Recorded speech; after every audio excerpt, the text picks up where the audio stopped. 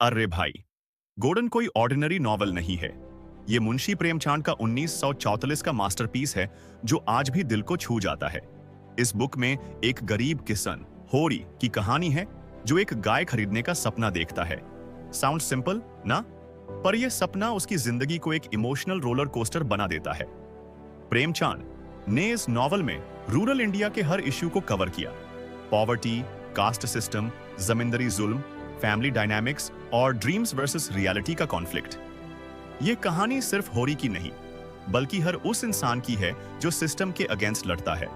तो चलो इसके हर एक एंगल को ब्रेक डाउन करते हैं स्टेप बाय स्टेप और देखते हैं क्यों ये बुक टाइमलेस है। रेडी हो? Let's dive in. ओके, पहले समझो कि गोल्डन का वर्ल्ड कैसा है। स्टोरी सेट है बेलारी गांव में, एक टिपिकल नॉर्थ इंडियन विलेज जहां लाइफ खेतों, सीजन्स और ट्रेडिशंस के अराउंड घूमती है। यहाँ के लोग सिंपल हैं, पर उनकी जिंदगी कॉम्प्लिकेटेड। क्यों? क्योंकि यहाँ जमींदार, लैंडलॉर्ड्स, साहूकर, मनी लेंडर्स और पंडित, प्रीस्ट्स का राज है। हवा में मिट्टी की खुशबू तो है, पर साथ ही डेट का दार भी। हर किसान का एक ही सपना, 2 वक्त की रोटी और थोड़ी सी इज्जत। पर यह इज्जत आती नहीं क्योंकि सिस्टम उन्हें दबाए रखता है।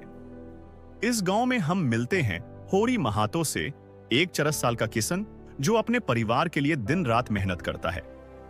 उसकी पत्नी धानिया एकदम बोल्ड और आउटस्पोकन है, जो हर इनजस्टिस के अगेंस्ट आवाज उठाती है।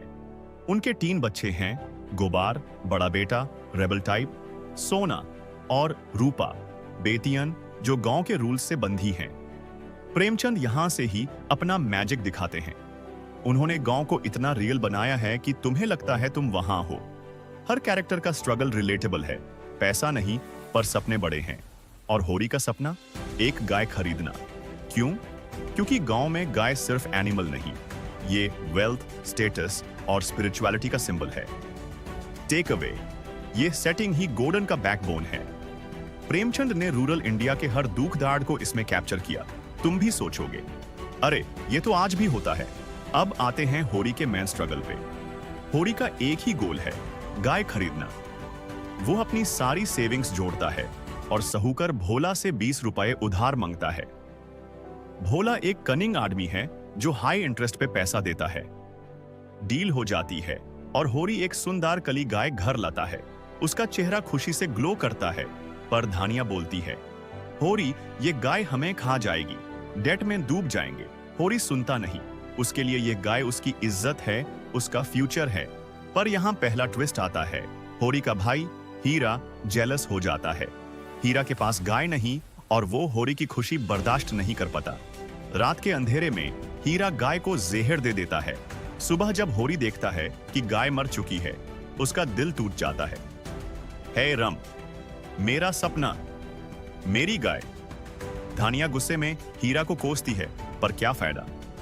गांव के पंडित दाताडिन आते हैं और बोलते हैं, ये पाप है, शुद्धि के लिए 10 रुपए दो। होरी के पास चॉइस नहीं, वो पैसे देता है और डेट बढ़ के 70 रुपए हो जाता है। क्यों ये इंपॉर्टेंट है? ये इंसिडेंट होरी के ऑप्टिमिज्म को पहला झटका देता है। तुम्हें भी फील होगा, अरे ये तो अनफेयर है, होरी ने क्या गलत किया? पर प्रेमचंद यही दिखाते हैं कि गांव का सिस्टम ऐसे ही काम करता है। जेलसी, ग्रीड और एक्सप्लॉयटेशन हर जगह। अब स्टोरी में थोड़ा मॉडर्न ट्विस्ट आता है। होरी का बेटा गोबार गांव की जिंदगी से तंग आ चुका है। वो सोचता है यह पुराना सिस्टम बेकार है, मैं शहर जाऊंगा, नई जिंदगी बनाऊंगा।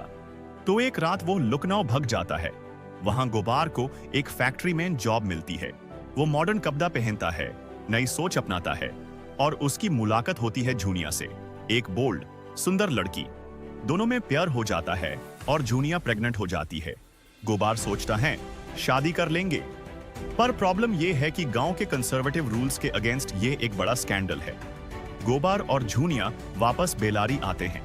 होरी शॉक्ड है, बेटा ट्यून ये क्या किया, गांव वाले क्या कहेंगे। धानिया जो हमेशा फैमिली के लिए लड़ती है, जूनिया को अपनाती है। ये मेरी बहू है, कोई कुछ बोले मुझे परवाह नहीं। पर गांव वाले बॉयकॉट कर देते हैं। पंडित दातादिन हंगामा मचाता है, ये कुलास्ता है। होरी के घर का बहिष्कार। होरी बॉयकॉट खत्म करने के लिए पंडितों को 50 रुपए देता है। डेट अब 100 रुपए। और तब एक और झटका, गोबर जो रेबल बनता था, रिस्पॉन्सिबिलिटी से डरता है और झूनिया को अकेला छोड़ के फिर शहर भग जाता है। अब स्टोरी में जमींदर रई साहिब का रोल बड़ा होता है। वो होरी से बोलता है, 50 रुपए टैक्स दो, नहीं तो जमीन छीन लूंगा। होरी के पास पैसा नहीं, तो वो रई साहिब के खेतों में फ्री मजदूरी करता है, 15 दिन बिना एक पैसा के। धानिया गुस्से में, यह गुलामी है होरी, कब तक झुकते रहोगे। इसमें एक नया कैरेक्टर आता है, मलती, एक एजुकेटेड औरत जो शहर से आती है। वो डॉक्टर बनने वाली है और विलेज के इश्यूज को समझती है। मलती होरी से मिलती है और बोलती है, पंडित जी ये सिस्टम गलत है, एजुकेशन से बढ़ लेगा। मलती और गोबर के बीच भी आइडियोलॉजिकल क्लैश होता है।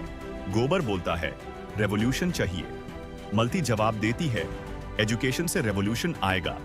जूनिया का बेटा पैदा होता है पर गोबर अभी भी गायब है। धानिया उसको संभालती है पर होरी का स्ट्रेस बढ़ता जाता है। डेट अब 300 रुपए हो चुका है। भोला वापस आता है, होरी जमीन बेच दो, 200 रुपए मिलेंगे। होरी के लिए जमीन उसकी जान है, पर मजबूरी में वो 2 एकड़ जमीन बेच देता है। वो रोता है, यह जमीन मेरी मां थी, अब क्या बचा। धानिया कंसोल करती है, होरी हम वापस खरीद लेंगे, हिम्मत मत छोड़ो। होरी की तबीयत खराब हो जाती है।